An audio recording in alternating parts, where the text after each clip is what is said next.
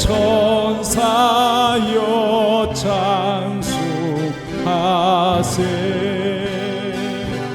찬송 성부 성자 성령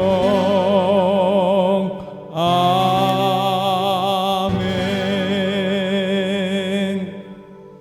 우리 한 페이지 넘기셔서 우리 주 하나님 지으신 모든 세계 찬양하겠습니다.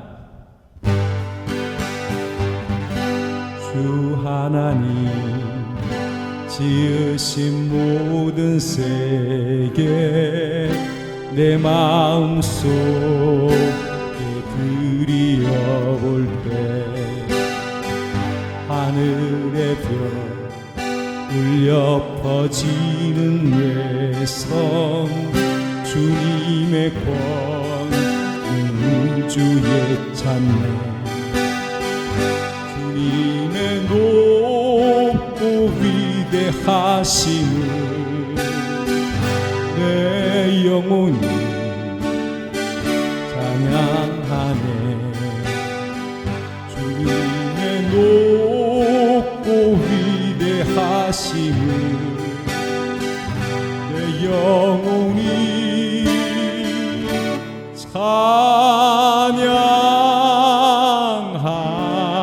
찬양하네 숲속이나 험한 산 골짜기에서 지저귀는 저 새소리들과 고요하게 흐르는 시냇물은 주님의 손이 노래하도다 주님의 높고 위대하심을 내 영혼이 찬양하네 주님의 높고 위대하심을 내 영혼이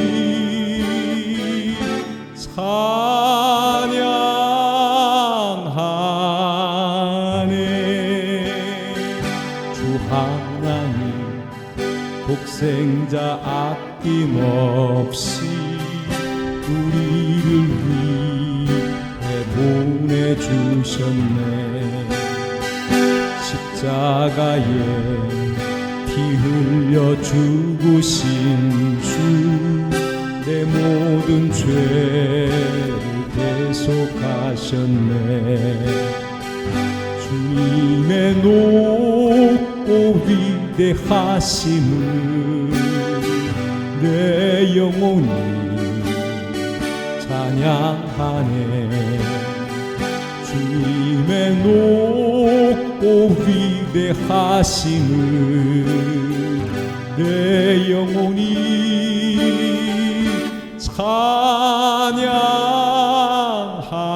찬양하네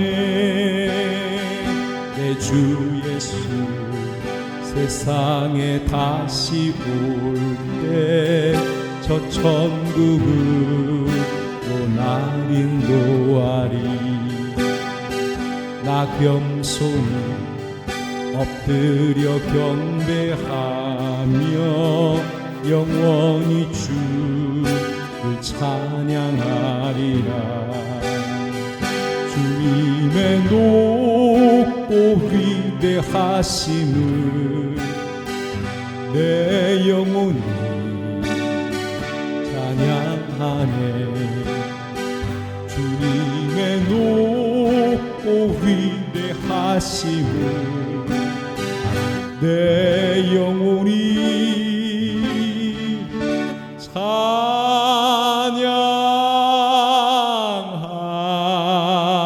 찬양하네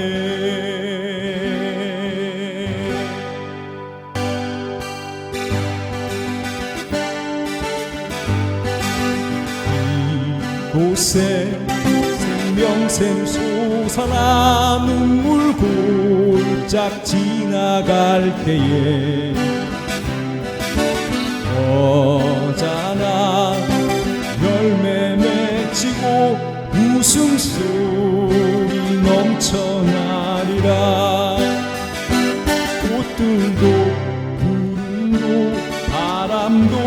넓은 바다도 찬양하라 찬양하라 예수를 하늘이 울리며 노래해 나의 영혼아 은혜의 주 은혜의 주 은혜의 주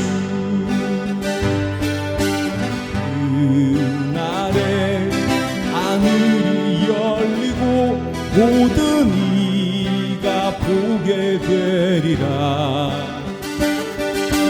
마침내 꽃들이 피고 영광의 주가 오시리라 꽃들도 구름도 바람도 넓은 바다도 찬양하라 찬양하라 예수를 하늘을 울리며 노래해 나의 영혼아 은혜의 주 은혜의 주 은혜의 주 꽃들도 구름도 바람도 넓은 바다도 찬양하라 찬양하라 예수를 하늘을 울리며 노래해 나의 영혼아 은혜의 주 은혜의 주 은혜의 주 사도신경 하시겠습니다.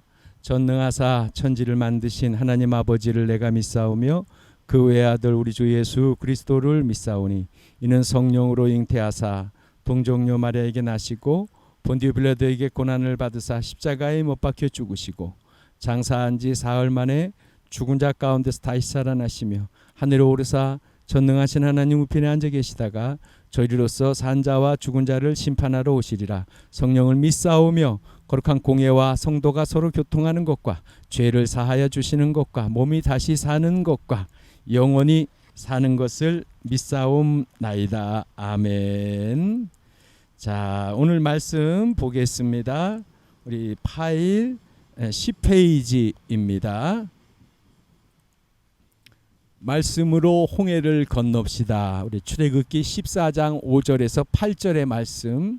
그 백성이 도망한 사실이 애굽 왕에게 알려짐에 바로와 그의 신하들이 그 백성에 대하여 마음이 변하여 이르되 우리가 어찌 이같이 하여 이스라엘을 우리를 섬김에서 놓아 보내었는가 하고 바로가 곧 그의 병거를 갖추고 그의 백성을 데리고 갈새 선발된 병거 600대와 애굽의 모든 병거를 동원하니 지휘관들이 다 거느렸더라.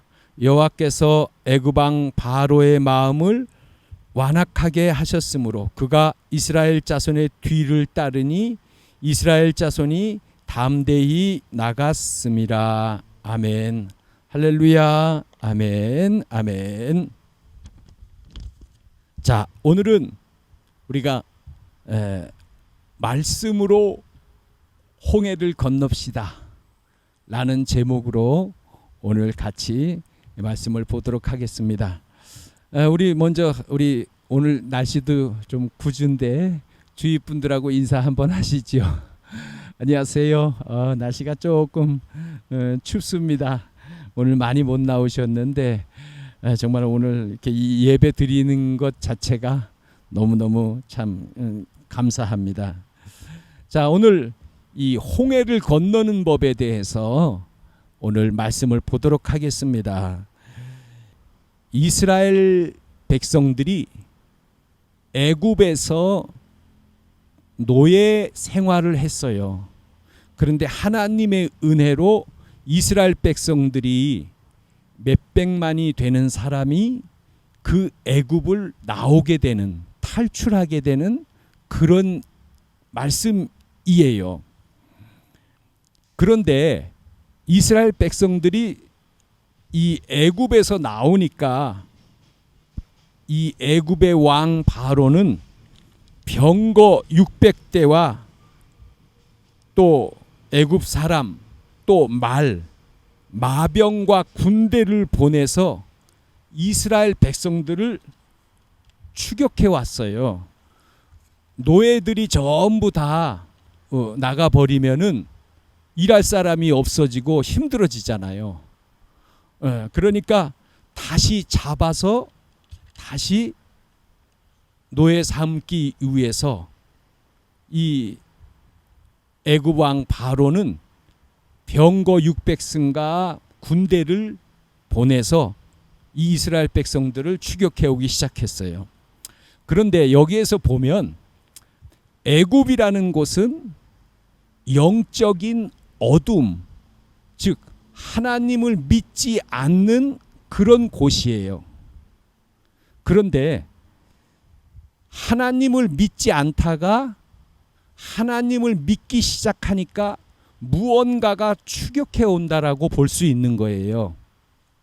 그런데 여기 보니까 병거 600대와 군대였어요. 그러면 이 병거 600대가 무엇일까라는 거예요. 생각해 보면 이것은 율법의 조항들이에요. 해라 하지 말라, 이렇게 해야 된다, 그렇게 하면 안 된다. 즉 예수님을 내가 처음 믿기 시작하면은 나를 쫓아오는 게 뭐냐면은 율법이 따라온다라는 거예요. 즉 죄의식을 느끼게 된다라는 거예요. 사람은 하나님의 말씀을 온전히 지키지 못할 때 죄의식을 느끼게 돼요. 신앙생활을 처음 시작할 때 죄를 짓고 회개하고 또 죄를 짓고 회개하고 이걸 반복하게 돼요. 그래서 결국에는 무거운 짐을 진 것 같은 죄의식을 경험하게 된단 말이에요. 이런 현상을 의미하는 거예요. 다시 말해서 신앙생활을 시작하면은 내가 이제부터는 하나님을 잘 믿어야겠다. 그러면은 하나님의 말씀을 지키려고 하다 보니까 죄를 짓게 되고, 그러면은 죄의식이라는 것이 이 600여 가지의 해라 하지 말라 하는 죄의식이 우리 뒤를 따라온다라는 거예요. 이 고민은 많은 사람이 했고 마틴 루터도 이런 이 고민을 했어요. 그러면 이 죄의식이라는 것을 어떻게 할까? 이 문제를 해결했던 사람이 바로 마틴 루터예요. 마틴 루터는 6시간 동안이나 신부님한테 가가지고서 죄를 고백했어요. 오늘 내가 눈을 뜨고 나니까 이런 마음이 들었고 내 마음에 막 이런 갈등이 일어났고 내 마음이 막 미워하고 죄를 짓고 그랬습니다. 그러니까 신부님이 6시간을 그 이야기를 듣다가 너무 힘이 드니까 이 마틴 루터한테 그렇게 얘기했다라는 거예요. 너는 좀 더 큰 죄를 짓거든 와라. 이렇게 얘기를 했다라는 거예요. 죄가 있으면은 천국에 갈 수 없잖아요. 그러면 천국에 가려면 죄를 짓지 말아야 돼요. 그러나 죄는 계속해서 짓게 마련이에요. 죄를 짓고 회개하면은 그 순간은 마음이 시원해지지요. 그러나 매일매일 죄를 짓고 회개하고 또 죄를 짓고 회개를 반복하다 보면 마음은 늘 죄를 짓지 말아야 한다는 강박관념에 시달리게 되고, 죄와의 싸움 속에서 마음은 무거운 짐을 진 것 같은 부담을 느끼게 되는 거예요. 이게 바로 율법의 600여 가지 조항, 예수님을 믿기 시작했을 때 이런 죄의식이 우리를 괴롭힌다라는 거예요. 이 루터가 이 죄의식 때문에 늘 고민하고 괴로워했어요. 그런데 그가 나중에 신부가 돼서 설교를 준비하던 중에 하나님은 그에게 은혜를 내려주셨어요. 오직 의인은 믿음으로 말미암아 살리라. 로마서 1장 17절. 이 마틴 루터는 이 말씀의 의미를 깨닫게 됐어요. 대부분의 이 사람들은 죄를 안 지으며 살 수는 없어요. 설령 죄를 안 짓고 산다고 해도 자신도 모르게 짓는 죄들이 얼마든지 많이 있는 거예요.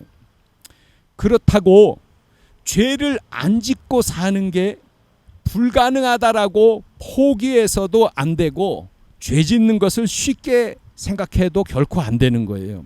어쨌든 천국에 가려면은 죄가 없어야 되는데, 하나님의 말씀대로 하나도 죄를 안 짓고 살기는 거의 불가능하단 말이에요. 그러면 어떻게 이 죄의식을 해결할까요?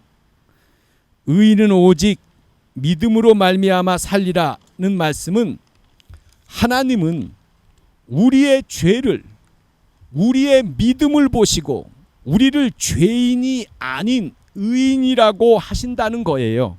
예를 들면 어린아이가 놀이터에서 놀다가 옷을 더럽혀서 집에 돌아오면 부모는 아이를 씻기고 깨끗한 새 옷을 입혀주죠. 마찬가지로 하나님도 우리의 죄를 허물로 보시는 것이지, 이것을 죄라고, 죄인이라고 정죄하지 않으시고 의인이라고 하신단 말이에요. 진정으로 회개하고 하나님을 믿기로 영접할 때 하나님과 우리는 부모와 자식 관계가 되었기 때문이에요. 그러므로 우리는 천국 갈 수 있는 거예요. 자식을 지옥의 불구덩이 속에 넣는 부모는 없기 때문이에요.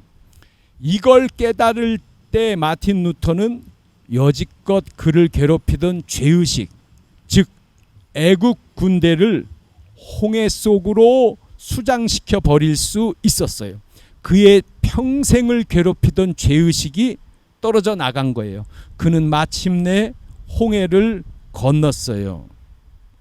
그러면 우리가 이제 여기서 하나 볼 게 있는데, 우리가 의롭다 함을 받았다고 해서 죄를 마음대로 지어서는 결코 안 돼요. 로마서 말씀을 보면, 그런즉 우리가 믿음으로 말미암아 율법을 파기하느냐? 그럴 수 없느니라. 도리어 율법을 굳게 세우느니라. 이 말씀은 의인이 되어서 죄의 문제가 해결됐다고 해서 마음대로 죄를 지어서는 결코 안 되고, 오히려 그렇게 해 주셨기 때문에 더 잘해야 된다라는 그런 뜻이지요. 또 의문이 있을 수 있어요. 하나님의 자녀가 되면 죄가 있어도 천국에 갈 수 있느냐라는 거예요. 하나님은 죄를 회개할 수 있는 시간과 기회를 주셔서 우리를 회개시켜서 천국으로 데려가실 거예요. 또 한 번 하나님의 자녀가 되면 전부 다 반드시 천국에 갈 수 있느냐는 거예요. 근데 이것은 꼭 그렇지만은 않아요. 기다리시면서 시간을 주시면서 권고하시지만 끝까지 회개하지 않으면 천국의 생명책에서 이름이 지워지게 됩니다. 할렐루야, 할렐루야. 하나님은 우리를 너무너무 사랑하시기 때문에 끝없이 기다리시고 우리에게 기회를 주시고, 또 우리를 자녀 삼은 이상에는 우리를 반드시 회개시켜서 천국으로 인도하시는 그런 분이십니다. 할렐루야, 아멘. 기도하겠습니다. 하나님 감사합니다. 오늘 우리가 신앙생활을 시작하면은 우리를 쫓아오는 것은 바로 죄의식이 쫓아온다라는 것을 보았습니다. 그러나 이것은 우리가 하나님의 자녀가 되었기 때문에 마치 옷이 더럽혀진 것처럼 새 옷을 내어주는 부모처럼 이것을 죄로 보지 아니하시고 허물로 보시고 덮어주시고 우리를 의인이라 하시고 부모가 되신 하나님께서 우리를 반드시 천국으로 인도하여 주신다라는 것을 오늘 말씀을 보았습니다. 하나님의 큰 은혜에 감사드리며 하나님의 이 놀라운 사랑을 늘 전하는 그런 생활이 될 수 있도록 우리 어머니 아버지 우리 광야교회 모든 분들을 축복하여 주옵소서. 감사드리며 예수님의 이름으로 기도합니다. 아멘. 축도하고 예배를 마치겠습니다. 예수님의 이름으로 우리 광야교회 모든 어르신분 또한 성도님 모든 분들을 축복합니다. 아멘.